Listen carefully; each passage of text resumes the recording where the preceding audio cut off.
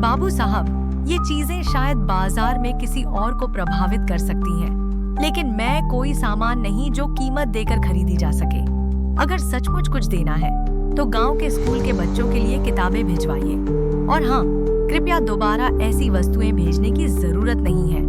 उसके भीतर का जमींदारी घमंड जाग उठा।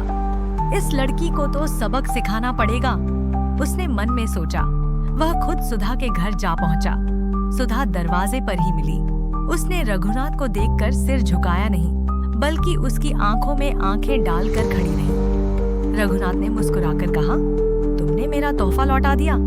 सुधा ने शांत स्वर में उत्तर दिया, तोहफा देने के लिए भावनाओं की सच्चाई चाहिए बाबू साहब, और आपके तोहफे में भाव नहीं, व्यापार की गंध थी। सुधा बोली, क्योंकि जो आदमी खुद को ही नहीं समझ पाया, उसे और कोई क्या समझेगा। आपको नशा है, पैसे का, रुतबे का, अपनी मर्दानगी का, लेकिन ये नशा तब उतरता है जब सामने कोई सच दिखाने वाला हो। रघुनाथ वहीं खड़ा रह गया, जैसे किसी ने उसका चेहरा आईने में दिखा दिया हो। उस रात वह देर तक नींद नहीं ले सका। शराब का गिलास जो वो रोज आराम से पीता था, आज उसके हाथ से छूट गया। अपने कमरे में बैठकर वह सोचता रहा, क्या मैं सच में इतना गिर गया हूँ कि किसी लड़की को पैसे से खरीदने की कोशिश करता हूँ? क्या ये मेरा प्यार था या महज मेरा अहंकार? इसके बाद के दिनों में गांव वालों ने देखा कि रघुनाथ का व्यवहार बदल गया है। स्कूल जाने लगा, किताबें पढ़ने लगा, बच्चों के लिए गांव में एक पुस्तकालय खोल दिया।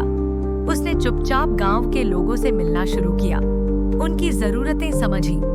धीरे धीरे लोगों के दिल में उसके लिए सम्मान पैदा होने लगा। अब वह जमींदार का बेटा नहीं, गांव का बेटा बन चुका था।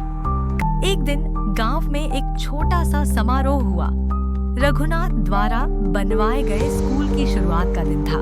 जब वह स्कूल में बच्चों के साथ बैठा उन्हें कहानियां सुना रहा था, तो दरवाजे पर खड़ी सुधा को देख उसका चेहरा खिल उठा।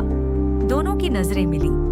सुधा के चेहरे पर वही गंभीरता थी, लेकिन उसकी आंखों में अब सम्मान था।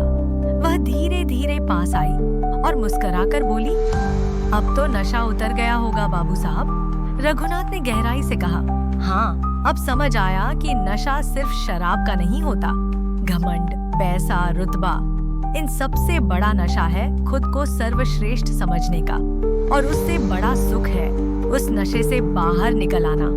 तुम्हारा धन्यवाद सुधा, तुमने मुझे आईना दिखाया